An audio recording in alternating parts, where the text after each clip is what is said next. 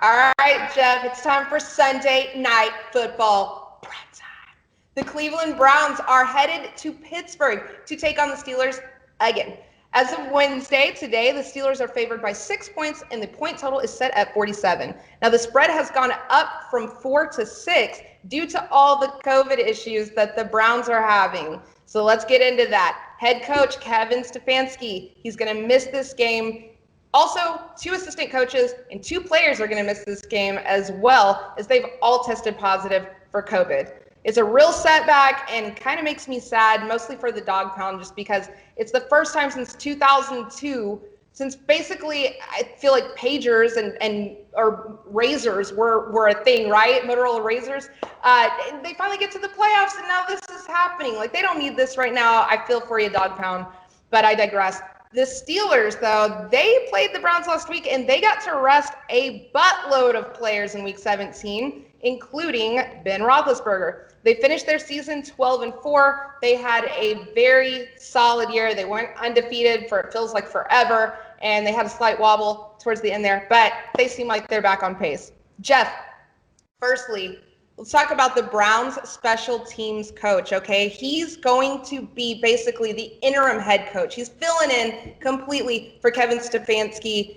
And you were a special teams coach yourself. You are a special teams coach yourself. Has this ever happened to you where you had to step in and fill in for a head coach? And do you think that this is going to affect the Browns a lot, a little? How do you see this going? What's your experience? It's never happened to me, but I'll tell you, it's the best decision, I think, for them to make, because normally during the course of a game, the coach that's the most in tune with the flow of the game, with whether you go for it on 4th down, don't go for it on 4th down, all of the kicking situations, obviously, and really the pulse of the game is the special teams coach, because the defensive coaches, as soon as the defense is off the field, they turn their attention to the booth and to the statistics and the iPads and all of that, and they may not even know what happened during the series for the offense, and then they go back to work, and then the offense does the same. The special teams guys involved all the time, because so much of field position is down to special teams and how you want to approach your calls and all that,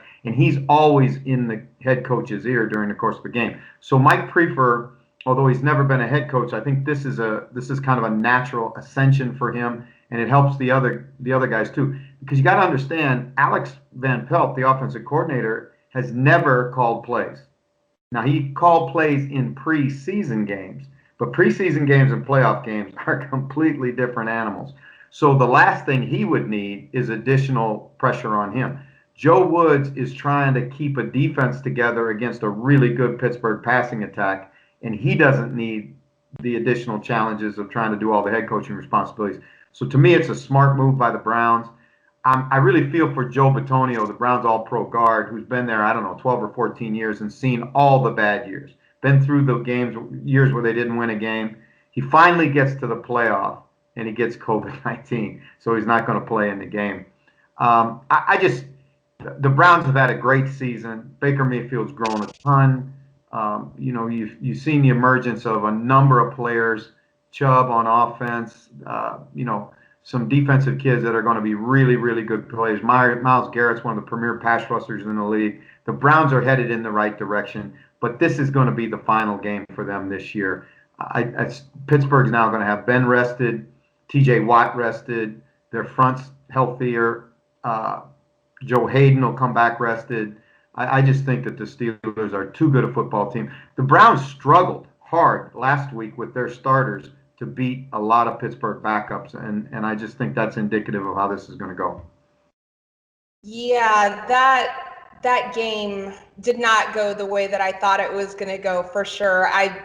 My mind was blown, honestly, that this was a game that the Browns had to win, and to struggle like that against Mason Rudolph, just, I don't know, it left a bad taste in my mouth, but I digress. With that being said, I'm taking the Browns to win this game. Now, what did we say the spread was? The spread was 6, right? Because of all the run. Here's the thing. This is not the first time this season that we have seen a team that has had to miss their head coach. Maybe in the NFL, I don't remember. But I know that earlier this season, we saw Alabama, right, in college football. Nick Saban, it's like it didn't even matter. You know what I mean? And then we saw back to the NFL. we saw like the Steelers and the Titans, right? They had to play, I think, on a Tuesday night. It was a bizarre game, but everything kept getting moved around because of the Rona. There was at one point, they were saying that I think it was the Titans had not had a practice at all that week because they weren't allowed in the facility. So they literally go into game day with all they've been doing is Zoom meetings and Zoom calls, and all these points get put up in that game and whatnot. I tell you all that to tell you this. I don't think that it is going to affect this game as much as other people think it is. For that reason, I'm absolutely taking the Browns to cover. There's so much behind just what's happening on the field, the X's and O's in this game. There's like the future of a franchise. There's the weight of a city, the pressures from that dog pound from the city of Cleveland. Like, they have been waiting for this. I have felt so bad for that fan base, more so than probably even myself as a loser Falcons fan. You know what I mean? Like, watching them back when I was brown paper bags and everything. Like, they need this playoff win. Baker Mayfield needs this playoff win because, I mean, there's still questions, but people are still questioning him. I don't know, man. I really think that they are going to look at how they played last week, and they're going to come into this game a completely different game. And another benefit that I think helps them is that they are a predominantly run-heavy team with Hunt and with Chubb. And I think that helps them as far as having an interim person sitting in as the coach and calling plays and whatnot. I really do think that helps them because these running backs, they know what they're doing. The offensive line knows what they're doing. With that being said, Jeff, do you know, just off the top of your head, can Stefanski still, like, call in, or is there any way that he has a camera presence on the field, or is he not allowed to communicate during these games? Not allowed to communicate. They're very strict about Okay. the amount of phones that are at use and all of those things. So I just really think that this is just too tall a task for Cleveland going up to Pittsburgh. Again, for everything you said, you are exactly right. This is a huge moment in Cleveland sports history, and those have been dedicated fans for a long, long time, and they're headed in the right direction. But like I said, I think this will be the last game they'll play this year. Yeah, I could see it going either way, but just my gut is telling me Browns are going to shock the world.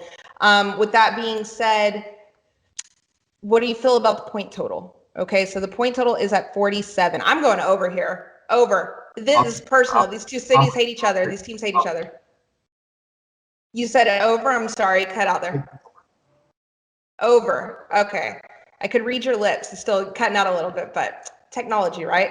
There you have it, guys. We're both taking the over. It is personal between these two teams. I think there's going to be a lot of yards through the air. And we all know the Steelers, they can't run the ball. I highly doubt they suddenly discover how to do it now. There you have it, guys.